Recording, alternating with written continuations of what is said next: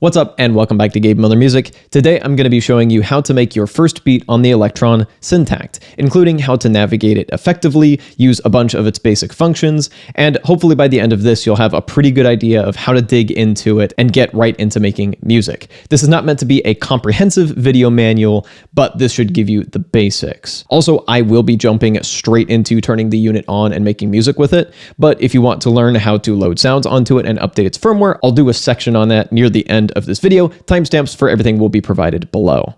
All that being said, let's jump into it. All right, to start this off, plug in your headphones in the back and plug this into power with the included power brick. Let's power the unit on. It will tell you what firmware you're on. Do a little animation. And we are in business. So first thing to do is to load up a new project. And when I say load up a new project, I do mean it in that way, because you're going to go to this gear icon, which is how you're going to interface with your projects. Hit yes. This is going to function a lot like an enter button. Yes. Load project. And create new project is always at the bottom. Hit yes to do that. I'm not going to save this previous one. Proceed with loading. Now I'm going to press this button again to get out of that window. And that's going to be pretty consistent across this device. Press the kind of dedicated button or shift button to get to a window, and then press that same thing again to get back out of it. And I said shift button. Really what this has is a function button, which is this red button right here. And you'll notice the red text under a bunch of these buttons. That's the secondary function that button can perform if you hold down function first. So for instance, just by way of quick demonstration, I've got this little synth bit here. If I want to pull up the keyboard for it, I hold down function and hit track for this little keyboard button. And now I have the keyboard. And then to get out of keyboard mode again, I'm going to press the thing that got me there in the first place. We have all our tracks laid out here. This top row is all of our digital engines, all of our digital drum and synth engines. And these all function the same and are interchangeable. Each of these can all load all of the digital engines. These four here are the analog drum and synth engines, and not all of them behave exactly the same. Different ones of these can use different analog engines. And there are these four buttons, but we're going to get back to these in a little bit. You can play these like drum pads.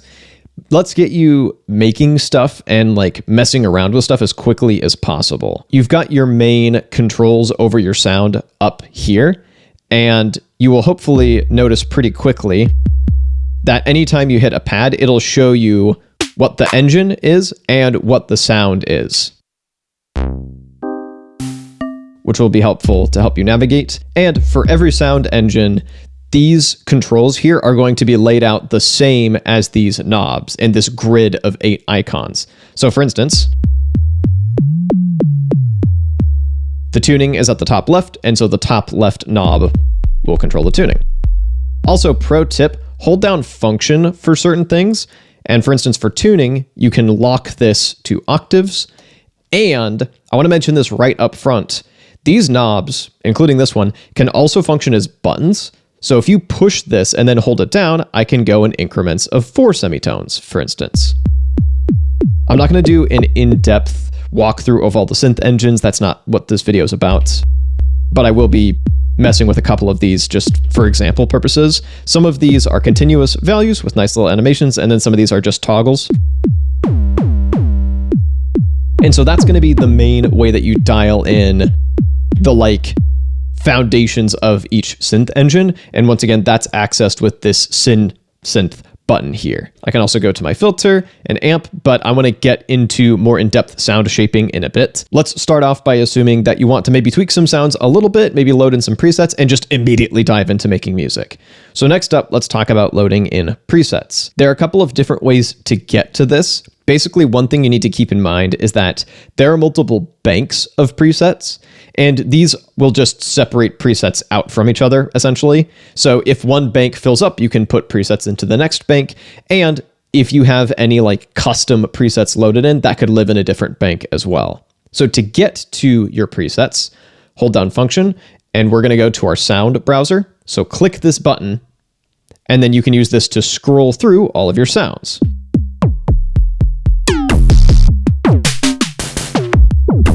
And I should also mention that right now, any of these are going to load into this pad right here. And if I select my analog track, I get a completely different set of presets, because these are the ones meant for the analog tracks. So for now, I just want to load in this kick. So I'm gonna hit yes. And now I can do the same, say, for this snare. So press this. Or let's say I want to go to a different bank. I'm gonna hold down the bank button, and the banks are numbered by letters. So this is bank A, bank B, bank C, so on and so forth. So I'm just gonna go like to a much later bank. These are some sounds that I bought as part of a pack that are quite intense. Yes. And the other way to load in sounds is to go to function and sound. And you've got way more ways to like manage your sounds. I'm going to go to sound browser, and this will basically take me to the same thing. And now I can scroll through these. Let's load that in. I can select another pad. And so I can kind of go back and forth and rapid fire load a bunch of sounds in. And in fact, real quick, by way of demonstration, let me go to a different bank. Let's load that in. Let's select this. Hit yes to go back in. I like this back and forth way of loading sounds. That really works for me. I should also mention that you can also scroll through these with these arrow keys. And if you hold down function, you can scroll through them much faster. And to get back out of that, I can either press this and press that again, or let's say I go into here, I could press no a bunch of times and just back all the way out. So that's loading in presets. If you want to assign a machine to a pad, and it'll just drop you into the initialized preset, we're gonna hit function and press machine, and then we can scroll through your available machines and select, say, Swarm. Go to my keyboard. I can go up and down octaves. So now at this point, we've got some basic sounds loaded in, and let's say that we've got some basic ideas and we want to start recording and sequencing stuff in. Let's get ourselves set up to do that first by setting our tempo. So your tempo is going to be under this metronome icon, and there are a couple ways you can manipulate the tempo. You can use, once again, this data knob to go by whole numbers, or you can use the arrow keys to go by tenths. I'm just going to go up to 120. Right now, this is going to be just for the pattern that we're in, but per this text here, you can also switch this to apply to every single pattern in this project. I'm just going to leave it as is for now because I'm probably just going to be working in one pattern for this video. Also, pay attention to these little parentheticals here because this just says lev. So that tells me immediately that I can manipulate this parameter by using the level knob. And then swing can be manipulated by the E knob. And sure enough, that works. That's the nice thing about this device is that everything is like told to you what it does pretty clearly, to the point that I even questioned whether I should make this video, whether it was really necessary, but I figured it was worth it just to try to break it down as clearly as possible. So I'm going to get out of that for now. So I've set my tempo and I want to set my metronome. So I'm going to hit function, and to pull up my settings for my metronome, I have to hold this down for just a second. Once again, these knobs correspond to each of these functions. So I'm going to turn my click on, and I'm going to give myself a pre-roll of 1 bar. That'll be enough for now. Hold this down, and then you can short press it just to turn your click on or off. So as you can see, my click is on. Now I want to give myself more than 1 bar to work with. By default, a pattern is just a single bar long, but it can be up to 4 bars long. So to mess with that, hit function, and we're going to choose scale here. Now I can set my length to the number of steps that I want. In this case, 64 steps is 4 bars. I'm going to do 32 steps for 2 bars. And you can choose basically the resolution of notes. So the scale will set how it divides everything up. I'm going to leave it on the default for now. You can also make it independent on a track by track basis if you hit function and then yes, but right now I'm not going to do that. I'm going to back out of this. And you can see these 2 little diodes here are now lit up because I have 2 bars available to me. There are 2 ways to enter notes: sequencing and live recording. So to do this, let's just step sequence in a 4 on the floor kick. So to do that, hit the record button. That takes you into your sequencer. And now you press the steps that you want, and the playhead will move through accordingly. Just select the track you want, hit the record button, and now you're in the step sequencer for that track. Or I can get rid of these notes just by pressing them. And to move forward, remember this is a 2-bar pattern, I can hit the page button and it'll cycle through the pages of my beat. So I'm gonna add a 4 on the floor kick here as well. So that's bar 1, that's bar 2. Bar 2, bar 1. We're not making art here. This is just demonstration. The other way to enter notes is to record stuff in live. And to do that, you hold down the record button and hit play.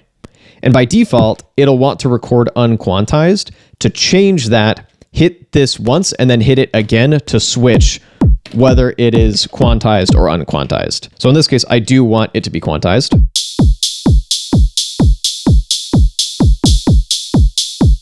And you can record multiple tracks at a time.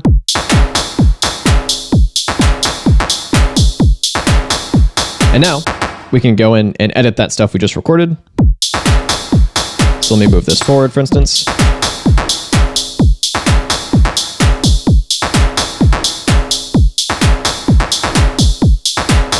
That's terrible sounding, but hopefully you get the idea. And of course, we can record while in keyboard mode as well. So to do that, let's get into keyboard mode. And then just do the same thing.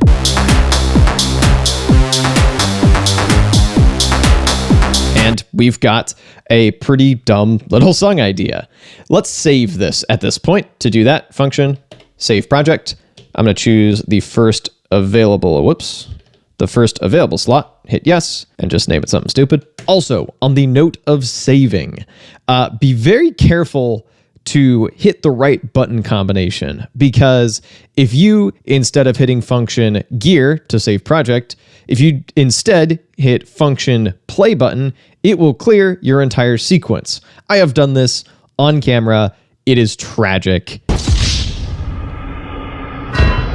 So once again, function play button will clear your sequence, and to undo it, you hit it again, but I do believe you have to be fairly quick to actually be able to resurrect your deleted sequence. So also along with that, then I would recommend that you save early, save carefully, and save often. Anytime you get something you like, that might be a pain to recreate.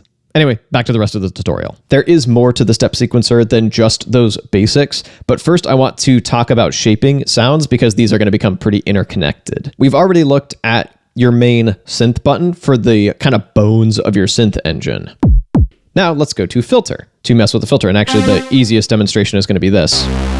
Let's make some kind of filter sweep base. So once again, this screen and these knobs are going to have the same layout, which hopefully makes this pretty intuitive to work with. So for instance, let me bring down my filter frequency, turn up the resonance, change my filter type, say a high pass, or several different band controls. I'm going to go back to low pass for now. You can also go all the way to the end to just turn the filter off entirely. And very importantly, you have to set how much this envelope is actually going to move your filter. So even though we have an envelope shape, there's no movement because we haven't set our envelope depth yet. So let me turn down my frequency a bit. This works by ADSR. Hopefully pretty much exactly the way you'd expect it to be. Let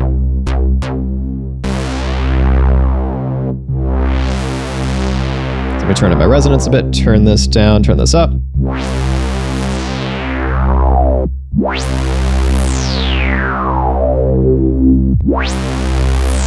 now I've got kind of your classic synthwave near bass.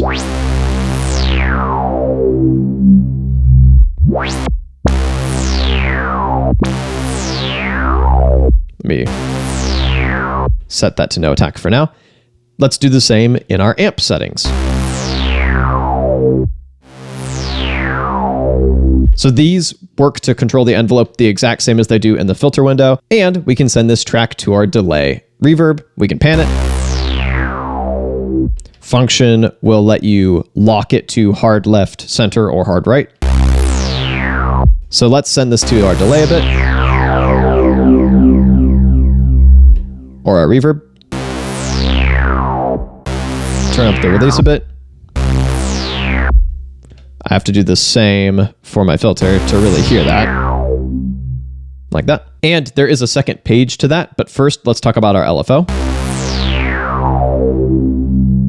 So you have two LFOs, and pressing the LFO button will cycle through them. Let's keep on LFO 1 for now. This top right is probably going to be your most important parameter, which is what that LFO is controlling. So let me just do something obvious that's going to sound really annoying. Let's send this to tune, hit yes. And it's not doing anything yet. That's because my depth isn't turned up. Turn on my speed. I can set my BPM multiple. And you can also set the fade amount. So this is great if you say, have some vibrato and you want it to kick in over time. Let me turn down my depth. Something like that. And then my turn fade, I believe it's this way. It's fairly visually laid out. Dial that in by ear.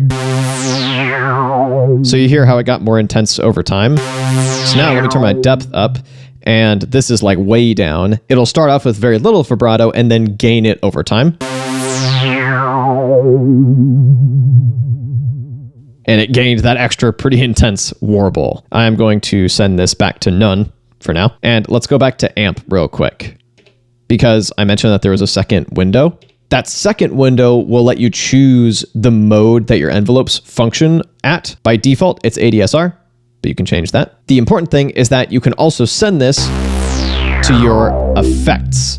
So by default, every track goes right past the effects. It just goes directly to the output.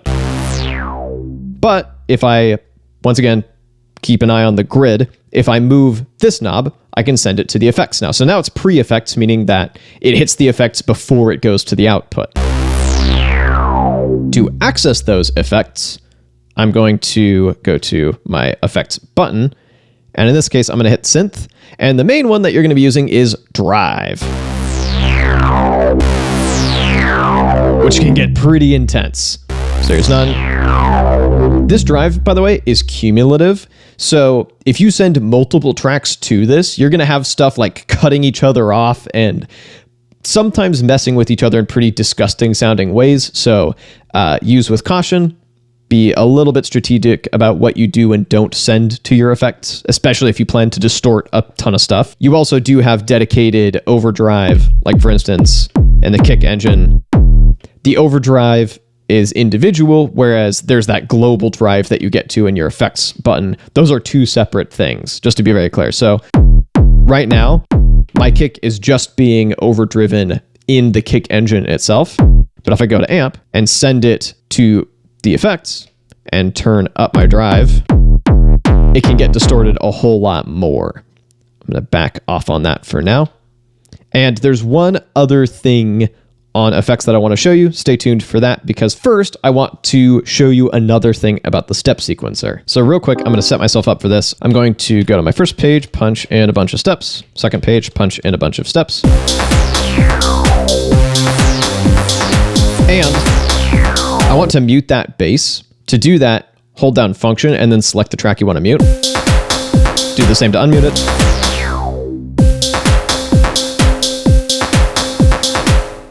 So this right here, I want to apply a filter to. Turn up the resonance quite a bit. Turn up the overdrive quite a bit so you can really hear what this is about to do. Now we're ready to demonstrate parameter locking, which probably sounds a lot more intimidating than it actually is.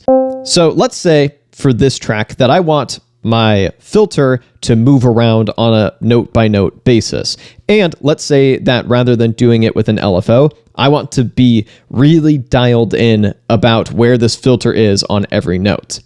To do that, I'm going to go into my step sequencer, and now instead of just pressing a note, which will delete it or add it, I'm going to hold down my note and I'm going to move my filter. And you'll notice this lit up white. I'm going to set this for a few steps. And hopefully you can see where this is headed. You can hear the filter moving around a bit. Let me add a few more steps to make this even more obvious and have it kind of bounce back and forth. And you'll see it'll show you what those settings are on each step. And that filter is bouncing all around on a step-by-step basis. And you can do this for pretty much every parameter. You can get crazy in depth with this if you really want to. And then it'll park it on whatever it was for the whole track if you don't set it on a step-by-step basis. You can also go to this trig button here for even more trig by trig or step-by-step parameters. I should be very clear here. Electron uses the word trig in place of the word step. A lot of us would say step. You'll notice I've said step sequencer and step quite a bit throughout this video as a force of habit. Technically, these are trigs. Same thing. Regardless, if you go to the trig button and hold down a note, you can set different parameters of each trig. So let me set this note to be, say, an octave up. And this also is going to be how you edit notes after the fact if you don't want to re-record them. So let me maybe just send this an octave down just so it's really obvious. Let me bring this filter up so you mostly hear the notes jumping around. You can also do stuff like set your note length, which is super useful. Let me get rid of a few of these so you can hear that in action. Make sure my filter is brought way up. And it'll hold down that note for the amount of steps you specify in decimal amounts. So this, for instance, will hold it down for a little over 2 steps or just an eighth note. And you can also set things like probability. You can activate portamento from here and edit note velocity. And if you want to keep a note intact, but you want to get rid of one of its pieces of automation or one of its parameter locks, to do that, you hold that down. See, this is lit up white, so it has a parameter lock on it. Just press the button and it'll reset it to whatever it was before you automated it. Basically, pressing the button that controls the parameter will remove the parameter lock on that parameter. Or to put it a clearer way, in this case, pressing the filter cutoff knob will get rid of the filter cutoff automation on this step. Boop. Hopefully that makes sense. To demonstrate another feature in the step sequencer, let's say I want to do a hi-hat roll. So for instance, I'm going to go to bar 1. I'm going to hold this down, this third note down. I'm going to press the up button, and that brings up the menu for retriggering. So if I press this, it's going to turn it on. And now, with the up and down keys, I can select my rate. So let me put this on 132. Hopefully you heard that note roll. I can make it faster. And that's going to be how you set your note rolls. You can also set the length of that with the D button and have that note roll last longer, and select your velocity of that note roll as well, which is nice. So let me get rid of that step. And you can hear it actually lasted for about 2 steps worth. Also within your step sequencer and within these buttons is the ability to scoot notes back and forth in time. So these buttons, when you hold down a step, will get your retrigger going. This allows you to adjust your micro timing. And so you can scoot a note forward or backward in time. So let me just make this one early. And this is how you're going to really dial in kind of unquantized feels, triplets, that kind of thing. So let me just do this one as well, so you can hear that. Early, late. Hopefully that makes sense. Also, while we're on the vague subject of note rolls and related stuff, let's talk about how to get note rolls from those final 4 buttons that I haven't talked about yet. Let me bring this hi-hat back, and actually let me turn it up a little bit so you can hear it a little better. These buttons right here by default will re-trigger whichever one of your tracks is selected, and you can see that a track is selected when it's lit up red. And you can change what these do by holding down function and selecting the secondary button here. So now, this controls velocity for whichever track you have selected. So for those of you who are MPC users, this is probably starting to look a bit like 16 levels, but except it's reduced by a factor of 4. To get to your mixing window, function, mixer, and you have to hit it multiple times to cycle through the 3 windows of your mixer. So for instance, this is track 8 right here.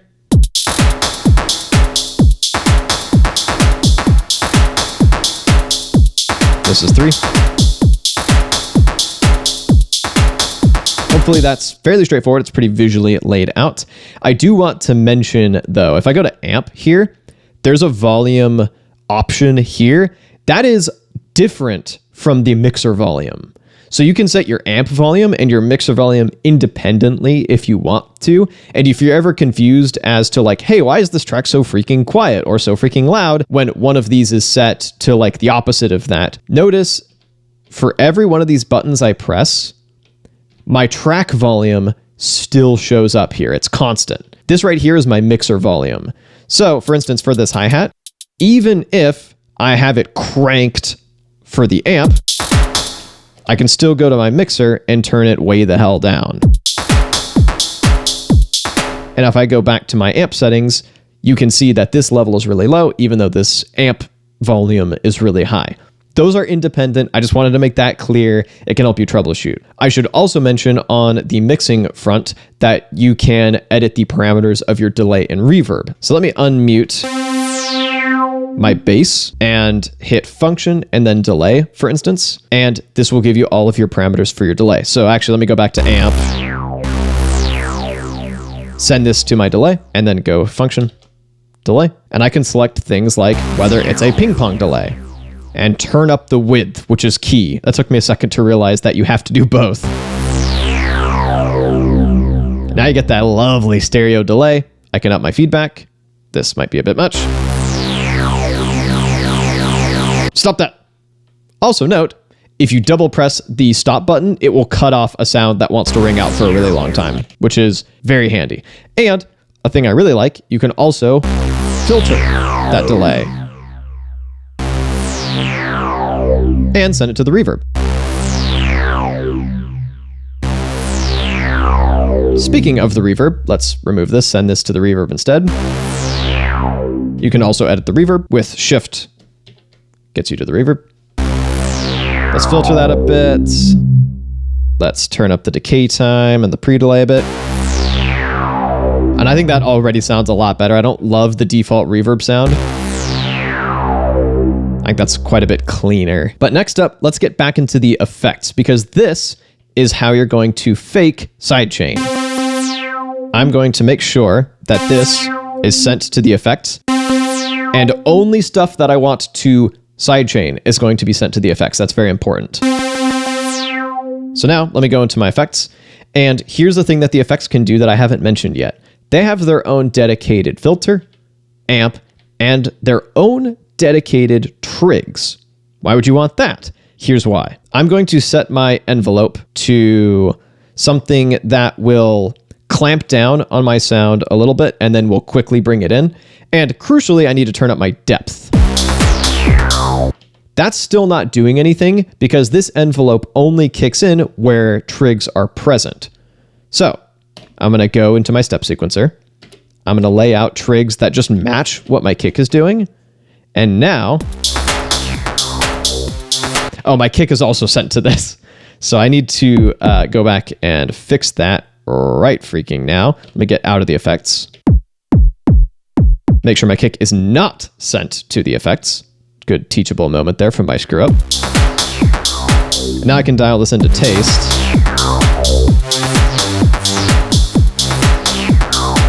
And of course, these effects don't have to be in tandem with the kick. They can kind of just, you know, I'll just set a bunch of random stuff. They can do whatever they want, really.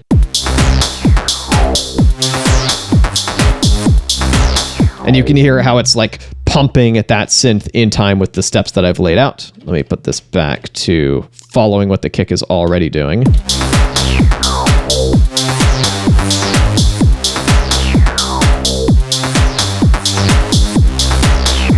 It's a little finicky. So you're going to use the effects to do sidechain. Set your step sequencer and only send tracks to the effects that you actually want to sidechain, and we can still turn up the drive if we want.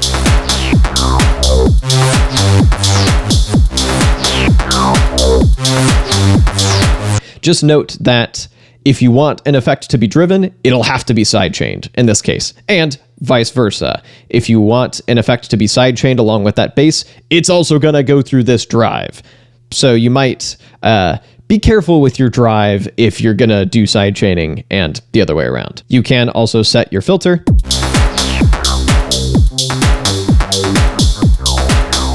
Leading to some weird results.